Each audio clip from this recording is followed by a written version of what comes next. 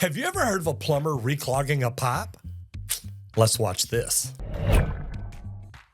Okay, let's watch this in here because it says plumbing and HVAC company accused of deceiving customers, especially the elderly.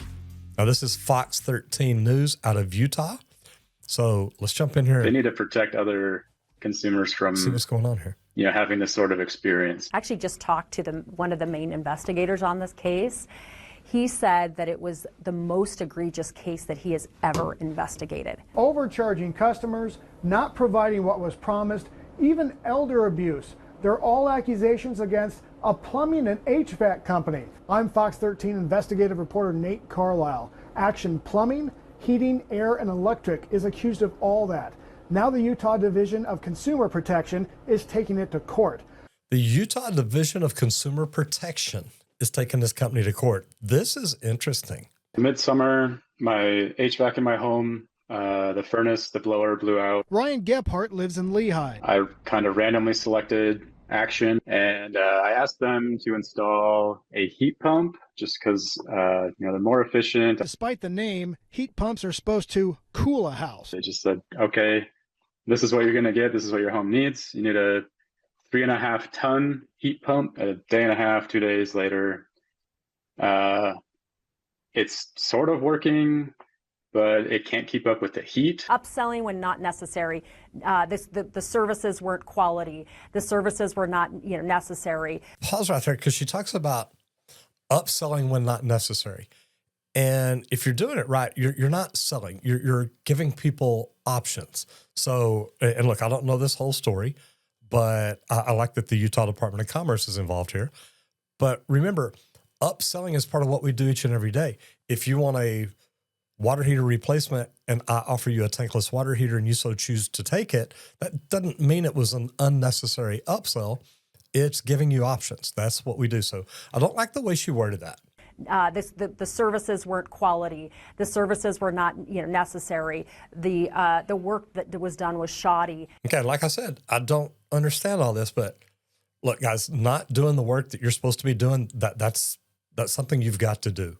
The services, apparently they were necessary because he called them. He needed something done, at least what it sounded like. You don't ever want to do shoddy work. That reputation will follow you forever. And guys, and I'm not sure about the state of Utah. Let's see. Okay, so plumber. You can only look up plumber. So let's do this. Looks like the same thing that was on the side of the truck. Let's scroll down to the bottom. See, now, this is something that I love about Texas. We have to have the name of the regulatory agency that oversees us, which in Texas, plumbing is the Texas State Board of Plumbing Examiners. HVAC is going to be TDLR, Texas Department of Licensing and Regulation. And I don't see any of that stuff down here. Now, I don't know that it is required in Utah or not required in Utah, but I don't see anything down here talking about a license. So it may not be required. Margaret Woolley-Bussey is the director of the Utah Department of Commerce, which includes consumer protection. Bussey's team has sued Action in state court and is trying to strip what licenses the company has. When the state is trying to sue you, you know you've done something wrong, guys. Really unconscionable behavior. Of Action's 120 employees, only 5 have master licenses. 120 employees, 51 licensed. Electricians or plumbers. Okay. Now there's 120 employees. How many of those are actually in the office? How many of those need licenses? How many of them need registrations or things like that? You got 46 apprentices. So you take your 51 licensed, 46 apprentices, there's 97, 120 employees. You may have 20 in the office. That doesn't seem far off. But here's the thing that I want you to look at. And I can't see this whole paper. I wish I could. None are journeymen and only 5 are masters. Now, I don't know what it means. None are journeymen because it says 51 are licensed electricians or plumbers. And again, I don't know the laws in Utah, but 5 masters at one company, that's not a bad deal. In Texas, you've got to have one master for each trade. Licenses. Some work was so poor, the state says, it put homeowners at risk for carbon monoxide poisoning. That's not good. The state also included these 2 canceled checks.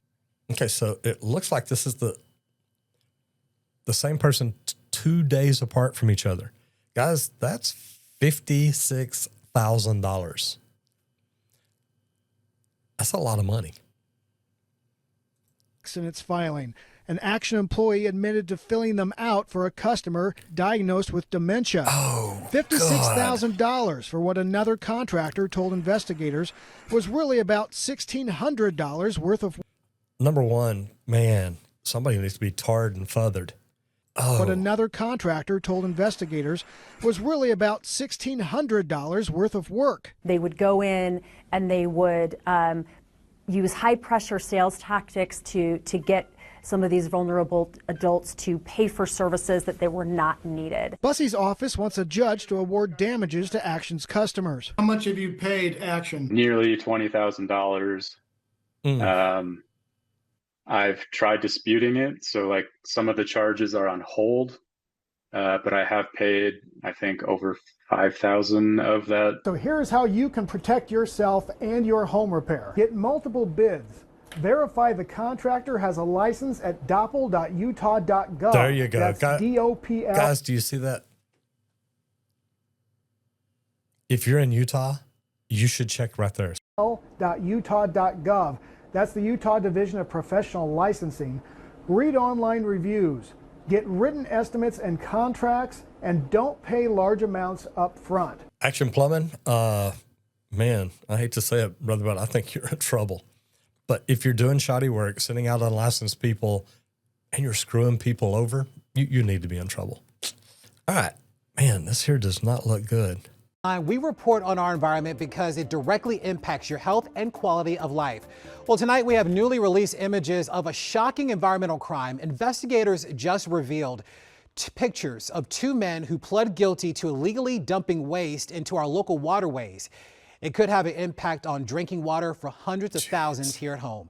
Our environmental impact reporter Scott Broom is in Montgomery County tonight with the details. Hey guys, we're right by Washington, D.C. And prosecutors are crediting vigilant neighbors and a business owner with a security camera for solving this shocking environmental crime. Caught on camera, 2 men dumping a truck loaded with waste grease and contaminated water from job sites into a storm drain in Ashton, Maryland, back on April 18th. Right behind the neighborhood convenience store. It was 7:30 in the morning on a Thursday, April the 18th. Steve Martin and Derek Blair investigated for the Montgomery County Department of Environmental Protection. Fortunately, there are some video cameras right there. I was dumbfounded by that. I just thought, how can anybody do something so egregious? And to me, that is think sad. they're going to get away with that. It was just appalling to see these guys actually dumping that kind of material into the system. When it runs off into the stream, it's going to be contaminating the stream as well. And then suddenly, we just saw a huge pile of what looked like foam. Residents who asked WUSA not to publish their names recalled the stinking mess. Jeez, that is horrible, guys. Guys, any of y'all that work for a company that does stuff like this, man, report them. JPG, I don't know if this is you or your people or what, but that's horrible. Maryland's Attorney General took the case and secured guilty pleas against the 2 men for illegal discharge of pollutants. They paid $3,000 in fines to the Maryland Clean Water Fund and were put on probation. Okay. The company employing the men, JPG Plumbing and Mechanical, performed a nearly $70,000 cleanup at the site, according to an announcement from the... I was going to say, they were only fined $3,000 each. That's probably cheaper than what it costs to dump this. Maybe not. But $70,000 of cleanup. How many times have they done this and where else have they done this? That's the question I want. Guys, that's crazy. Look, you know right from wrong as companies. And I hate to see companies doing stuff like this. I hate to see companies just sending out apprentices doing plumbing jobs all day, every day. They know they're doing it. But the thing is, they're like, look, the fine is cheaper than finding a good plumber. So be careful of who you do business with. All right, we got one more here. This is the one I've been waiting for. Owners of an East Side restaurant say they feel extorted after they say their plumber returned to re-clog their pipes over a disputed bill.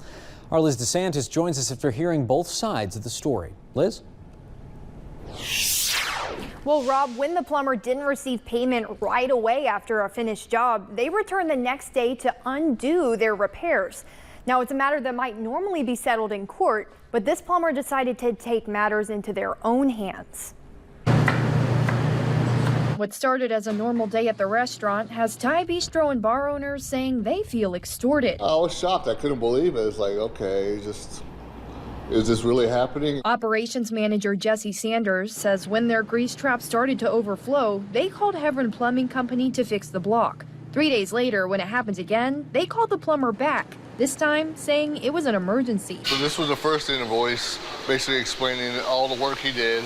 And then this is the second one, basically doing the same exact work on all the lines, and he charged us double. The bill was $235. The second was $390, and the owners refused to pay the second one. It's not about the money, it's just about him just standing behind his work.